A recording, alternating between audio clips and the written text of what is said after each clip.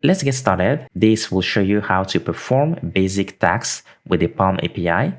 The first thing is to create a Python file. I'm creating mine as basic.py. Py is the extension for Python. And the first line is to import Google's generative AI. I've imported it as PaLM. You need to import OS in case you've also saved your API key as an environment variable. Otherwise, on this line, when you call PaLM.configure to connect the API to your API key, you can have API key here as the name of the parameter or the arguments. And then after the equal sign, you can paste your API key as a string. But to be safe, just extract it from your environment variables. And for this, you call os.environ, and in between the brackets, the square brackets, you type the name of your environment variable in which you saved your API key. In my case, I saved it as PaLM API key like this. This will now help me connect to the PaLM API. So once this is configured through this line, we can now run our first line of code to interact with the API. I'm having a variable called response, and I want that variable to store the outputs from the PaLM API, whatever it returns. So I'm giving instructions to the API. For this, I say PaLM.generateText because the type of content that I want to generate here is a string of text or an answer that is text content. And I need to give my instructions. What kind of text do I want to generate? For this, I give a value to the prompt argument here. In between these quotation marks, because it's a string, my prompt says list the countries near Malaysia. I want the PaLM API to generate a list of countries near Malaysia, and it has to be correct.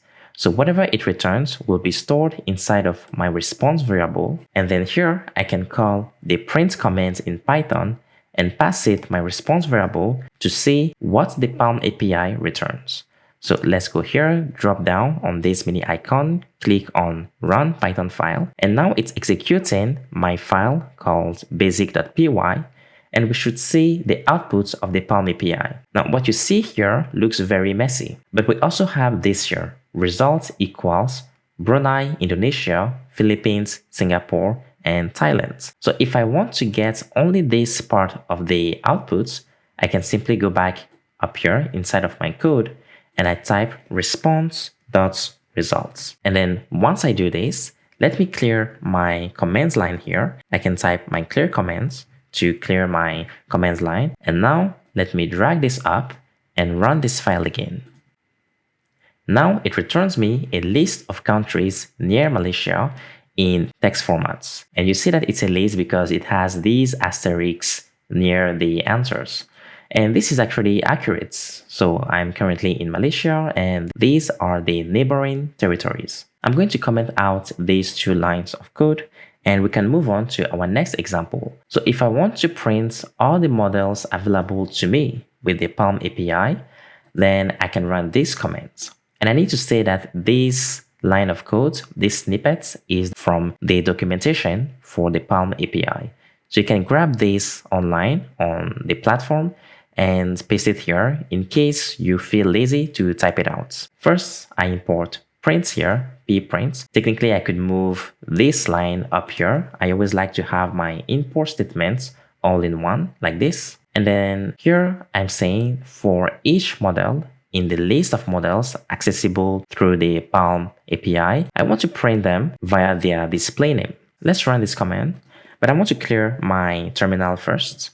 So I go here and I run this Python file. And now I see these three language models. So we have chat Python to generate chat content, or you want to develop a chatbot, then you would use that model. We have text Python and we have embedding Gecko. This is all good. We've seen now the list of models available. I'm going to comment this out. And now we're going to do something a bit more interesting, which is generating code with the PaLM API. You've seen many people online generating some code with ChatGPT. For example, if you have a computer science assignment or you're trying to optimize a code snippet that you have, then you can ask ChatGPT to do this. But the PaLM API is also a large language model. So technically, you can also use the text model using Generate Text here and prompt it to output some code for you. So in this case, I'm using the same technique as I did before. I have a response variable, and then I'm calling Generate Text on this PaLM API. And for the prompts, I'm giving it a clear instruction once again. Previously, I said list the countries near Malaysia, and it gave me a list. But this time, I'm asking it to generate Python code for counting. This is a bit ambiguous because we don't really know, is it Python code to count from 1 to infinity, or is it to count items, for example, from a Python list? So you need to be clear in your prompts to get the result that you want. But in this case, I'm going to leave it as is. I want to allow the PaLM API to interpret my prompts in any way it sees fit. So there are two lines here to print. First, I want to print the code in raw text format. So let's come here, and then I want to run this Python file.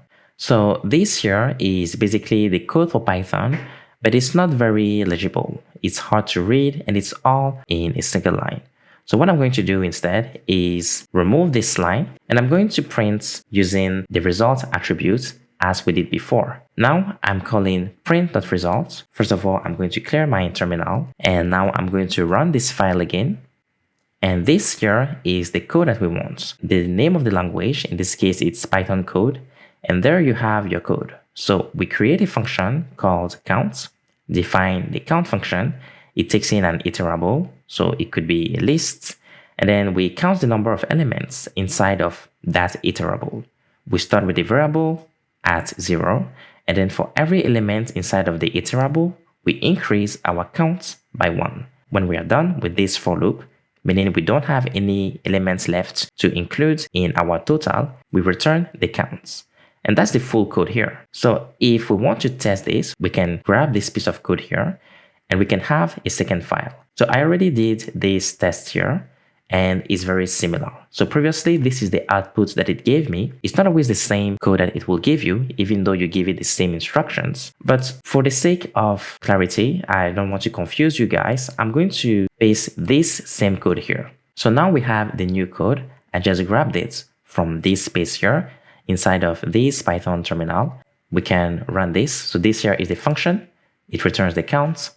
I've created a list called fruits. I have 5 items, 5 elements inside of that list, and I have some basic code to print the count of items in the list.